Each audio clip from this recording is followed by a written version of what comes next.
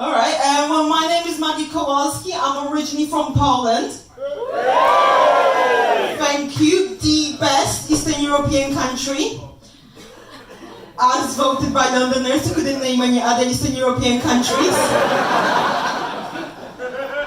Barking came second.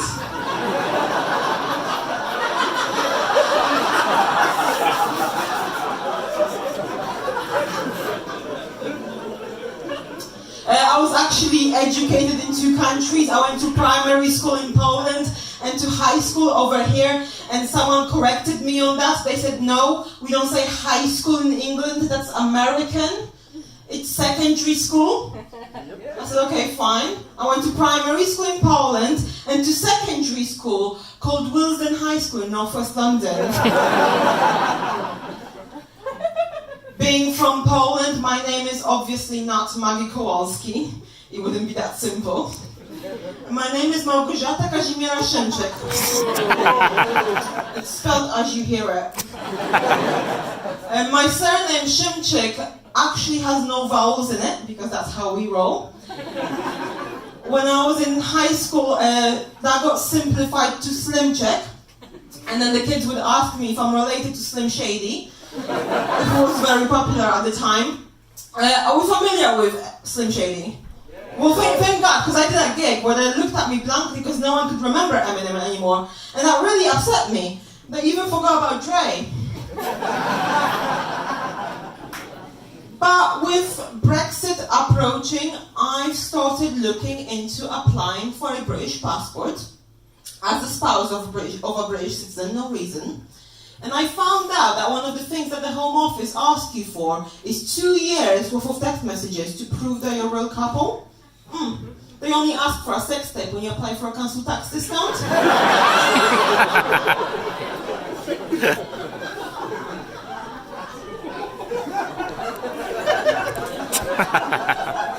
But then someone at the Home Office has to then go through those messages. And I don't know the full details, but I imagine for 2 years, they'll be looking for something like 200 messages containing the word milk. Because that's what real relationships are about. 2 people who regularly text each other to say, have we got milk? But occasionally, they may come across a message that reads something like this. I have looked in the fridge and the milk is 2 weeks out of date. It is rotten and revolting. I have paid you £10,000 to get a British passport not to clean your mess. You and your country disgust me. And I can imagine the Home Office people reading that thinking, well, this may have started out as a sham, but they're definitely in love now. And I was brought up in a Catholic home in Poland, but I never understood some of the Bible stuff. Like the 7 deadly sins. The 7 worst things the Catholic Church could imagine: pride, greed, envy, lust, gluttony, sloth, and wrath.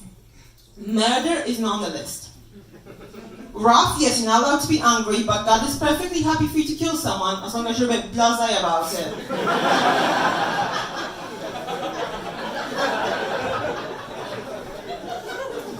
But I've since become an atheist because Lent is 40 days long and dry January is only 31. But I have a very Catholic grandmother and she likes to give me relationship advice. She tells me stuff like, a blowjob a day keeps the BMW in your driveway. She also tells me that behind every great man is a strong woman, and as a strong woman, I'm really confused as to what it is exactly I'm supposed to be doing back there.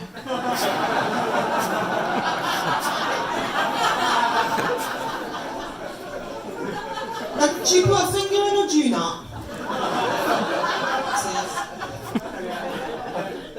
Definitely.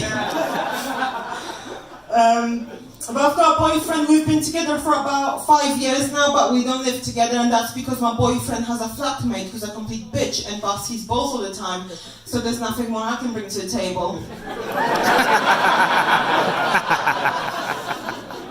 But we are very happy together, and I think it's thanks to porn for popularizing doggy style. Or as I call it, downward-facing starfish. And I think think quite a lot of couples stopped making so much of an effort after a while. My boyfriend started complaining that I don't wear a G-string anymore, and I don't see the point. If I really wanted to floss, I would start with my teeth where the gunk is actually visible.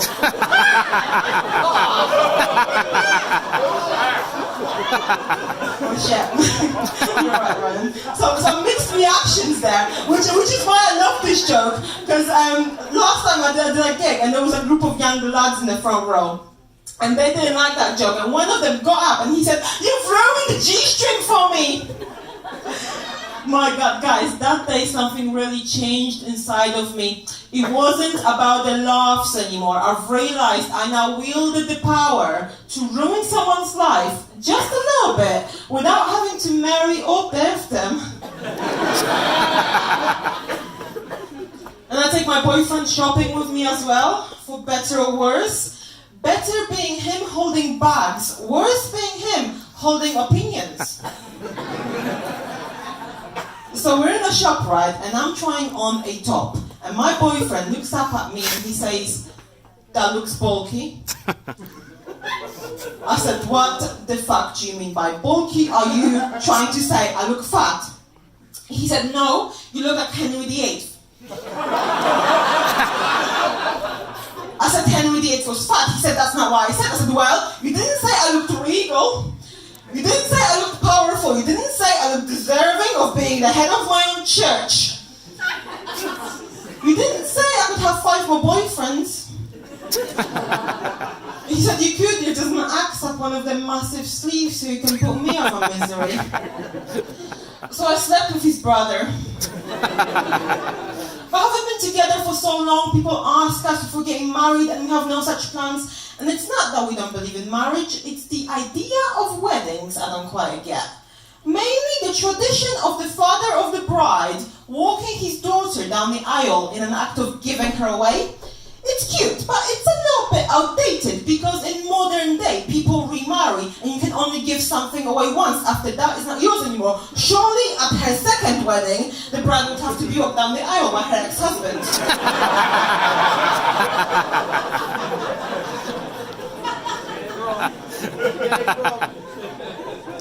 I like smoking. I find it's great for making people move their children the fuck away from you.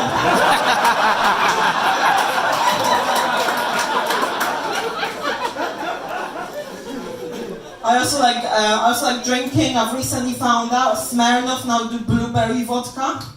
I'm very excited about that. It will go very well with my blueberry muffins. Finally, a proper breakfast vodka. I was adopted recently by a young family from rural Botswana as part of the Africa Against London Housing Crisis relief effort. I send them a monthly newsletter and they help me pay rent on a crack den in Lewisham. But I've only moved to Lewisham last year from Shoreditch. Quite the change. In Shoreditch, everyone's all quirky with their knitting and recreational drugs. In Lewisham, they prefer eyebrow threading and recreational rugs. I traded arts and food markets for stolen goods van, coffee shops for phone shops, and smashed avocado and rye toast for broken dreams and no hope. Back in Shoreditch, I lived in an 8-person house share with 7 blokes, like the millennial Snow White and the 7-necked wankers. Gross, lazy, preachy, broke, woke, passive-aggressive, and a drug dealer. Our neighbor got double glazing put in last winter. I decided to wear a raincoat indoors instead. You don't need a Windows upgrade when you have a Mac. But I've actually realized not that long ago that I really hate traveling. And I realized that when I went to see a nurse to get some routine travel vaccinations, and she said, you need Hep A, Hep B, MMR, rabies, 3 doses, typhoid, yellow fever, malaria tablets, 3 times more, cause you find it could give anxiety and hallucinations, the fact you have to take every day for 8 weeks or you die. Hep B comes in 3 doses, take all of them right now, it's not enough time, they all need to be taken at least 4 weeks apart or you die.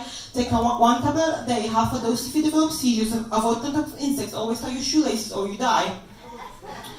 And then she jabs a needle in my arm. Before I know what's happened, there's another needle in my other arm and the third. And then she asks why I'm shaking.